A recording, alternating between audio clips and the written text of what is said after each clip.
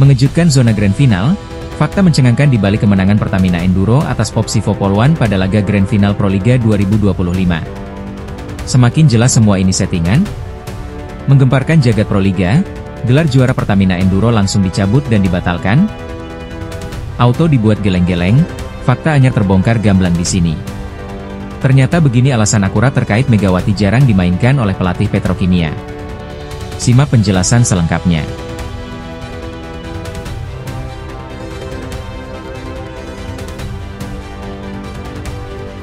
Mengejutkan fans dan netizen voli Indonesia, banyak dari mereka meminta agar mencabut gelar juara Pertamina Enduro pada laga Grand Final kemarin versus Popsivo Poluan. Selidik punya selidik memang sudah disetting. Banyak sekali komentar netizen dan fans voli Indonesia yang sangat santer dan tertuju kepada pihak Proliga untuk secara tegas mencabut dan membatalkan gelar juara tim Pertamina Enduro. Semua auto kaget dan tidak menyangka. Banyak yang berspekulasi bahwa ada yang tidak beres di balik laga Grand Final yang mempertemukan Pertamina Enduro versus Popsivo Poluan kemarin. Lantaran menurut netizen tim Pertamina Enduro melakukan main licin di Final 4 Pro 2025, dan sekaligus untuk mengagalkan kelolosan Gresik Petrokimia ke Grand Final. Komentar keras seperti ini sudah wajar terjadi, apalagi fans garis keras yang dimiliki oleh salah satu tim, yang tidak berhasil melaju ke babak Grand Final. Salah satu akun media sosial fans garis keras salah satu klub di Proliga mengatakan bahwa, semakin jelas Grand Final musim ini adalah settingan. Pertamina Enduro sebenarnya takut lawan Gresik Petrokimia Pupuk Indonesia di Grand Final. Oleh karenanya dia mengalah ke Popsivo Poluan agar Gresik Petrokimia nggak lolos ke Grand Final. Dan kali ini jelas mereka mampu menang 3-0 atas Popsivo Poluan. Kalau nggak settingan, terus mau menilai bagaimana kami? Ucap netizen. Udahlah liga ini makin nggak jelas, bubarin aja, batalkan tuh gelar juara settingan. Dari awal memang sudah terlihat, bahwa Grand Final Proliga musim ini berbau mafia dan settingan. Nggak pantas sama sekali kalau juara satu dipertemukan sama juara positif, yang juara satu akan mengalah. Ini nggak masuk akal sama sekali. Biar sama-sama untung secara finansial. Terbukti dengan dilihat oleh jutaan mata di seluruh Indonesia yang menyaksikan Grand Final musim ini, Pertamina Enduro menang drastis atas Popsivo Poluan 3-0. Hal ini jelas menunjukkan bahwa Enduro takut melawan Gresik Petrokimia Pupuk Indonesia, Megawati dan kawan-kawan. Karena memang kalau Pertamina Enduro lawan Megawati dan kawan-kawan, ceritanya akan bisa berbeda. Tentu Pertamina Enduro akan kewalahan lawan Megawati dan kawan-kawan, dan secara otomatis bisa mengakibatkan kekalahan. Bisa jadi juga waktu semifinal Enduro versus Popsivo Poluan kemarin. Yola dan kawan-kawan sengaja dimenangkan agar finalnya bertemu lagi antara Pertamina Enduro dan Popsivo Poluan. Saya kira memang benar, Pertamina Enduro sangat takut bertemu sama Gresik Petrokimia Pupuk Indonesia Megawati dan kawan-kawan. Jelas sudah dan sudah nyata terjadi, ucap netizen. Memang dalam turnamen apapun yang bermainnya secara tim, artinya tidak individu, taktik dan strategi itu bebas diterapkan oleh pelatih. Tidak hanya ketika bertanding, taktik dan strategi agar tim lain merasa dirugikan berkat pertandingan tersebut, yang mana itu juga termasuk strategi yang diterapkan oleh suatu tim. Baru kali ini, laga Grand Final ditutup dengan skor telak 3-0.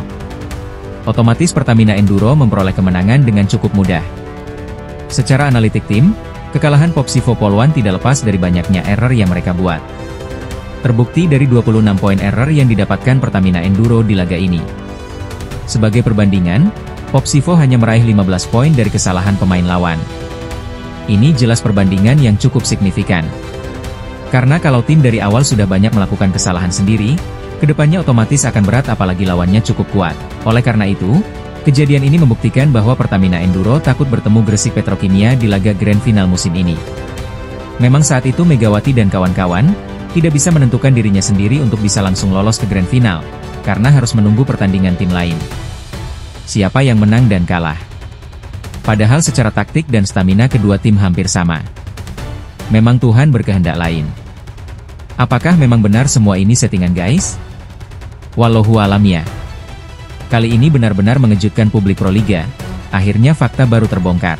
Ternyata begini alasan sebenarnya dari pelatih Petrokimia terkait Megawati jarang dimainkan. Gresik Petrokimia Pupuk Indonesia kembali menunjukkan dominasinya di kompetisi bola voli putri nasional dengan melanjutkan tren positif saat menghadapi tim kuat yaitu Jakarta Electric. Jelas terlihat ketangguhan Petrokimia kala melawan Jakarta Electric sangat mendominasi permainan. Dalam 2 kali pertemuan sebelumnya pada babak Final Four, skuad asuhan pelatih Jeff Jang belum sekalipun menelan kekalahan dari Jakarta Electric. Menjadikan laga kali ini sebagai pembuktian dominasi keberlanjutan. Banyak publik yang berkomentar bahwa yang layak masuk ke babak grand final adalah Gresik Petrokimia Pupuk Indonesia dan juga Pertamina Enduro. Kalau itu baru oke tuh laga grand final. Jelas karena di situ ada Megawati Hangestri sang ratu voli Indonesia. Soal finansial jelas dapat. Keseruan dalam permainan juga sangat dapat.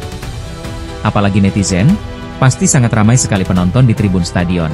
Pada pertandingan yang berlangsung di Seri Solo pada pekan lalu, memperlihatkan strategi cerdik dari pelatih Zhang Jie, yang kembali memilih untuk tidak menurunkan pemain andalan Megawati Hangestri Pertiwi sebagai starter. Pelatih punya strategi lain, semua itu dilakukan demi kebaikan tim. Selain itu keputusan tersebut ternyata bukan tanpa alasan. Seperti pada laga sebelumnya melawan Jakarta Electric, posisi 3 pemain utama Petrokimia diisi oleh Mediolis Tiovanyoku serta 2 pemain asing andalan mereka Julia Sangyakomo asal Amerika Serikat dan Hannah Davis Kiba asal Belarus. Ketiganya tampil sangat impresif. Julia dan Hannah mampu menjadi starter utama Petrokimia dengan mencetak poin paling banyak. Di sisi lain, Megawati Hangestri sebagai salah satu bintang timnas Indonesia, hanya dimainkan selama beberapa menit sebagai pemain pengganti. Seusai pertandingan, pelatih asal Tiongkok tersebut menjelaskan pertimbangannya. Setiap kondisi di lapangan itu pasti berbeda-beda, kebutuhan tim juga berbeda-beda. Otomatis taktik dan strategi pelatih sangat menentukan jalannya permainan. Dan juga karena dalam permainan bola voli yang paling utama adalah resif. Kalau resif bagus, permainan pasti bagus. Dan Megawati adalah bagian dari strategi itu, ujar Zhang Jie.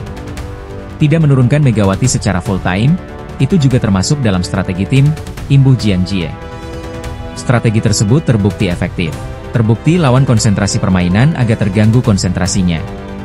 Hannah Davis Kiba tampil sangat luar biasa dan mampu menjadi pencetak poin terbanyak dalam pertandingan tersebut dengan koleksi 27 poin, dan menunjukkan konsistensi dan kualitas serangannya yang sulit dibendung. Taktik itu terbukti efektif. Dalam sebuah pertandingan, kemenangan adalah kunci yang paling utama, dan juga didorong dengan taktik strategi yang tepat.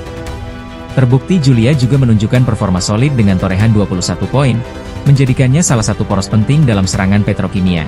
Memang kedua pemain asing andalan Petrokimia harus mampu menjadi motor pencetak poin. Sama halnya ketika Megawati di Red Sparks. Megawati dituntut untuk bisa menjadi mesin pencetak poin bagi tim. Adapun posisi Megawati di Petrokimia, karena dia datang memang sudah di tengah perjalanan, dan juga masih dalam proses pemulihan cedera setelah dari Korea, juga dikarenakan sudah ada pemain andalan Petrokimia sebelum Mega datang. Dan juga karena faktor Megawati sendiri yang belum mungkin bisa dimainkan secara maksimal, yaitu karena faktor cedera dan kebugaran.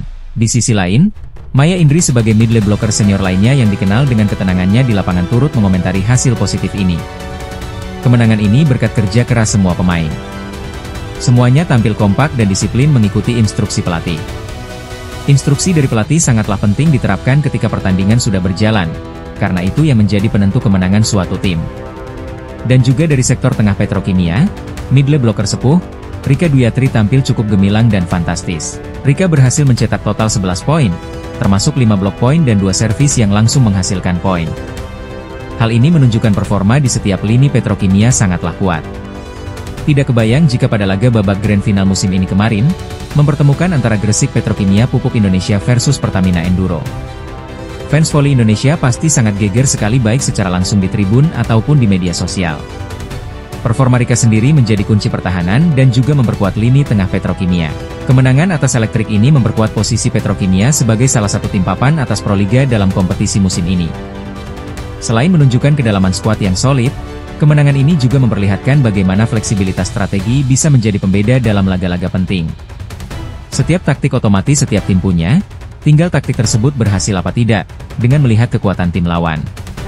Dan juga kebugaran fisik pemain dan ditambah mental para pemain, kalau sudah bugarakan tetapi mentalnya down, wah, repot juga itu.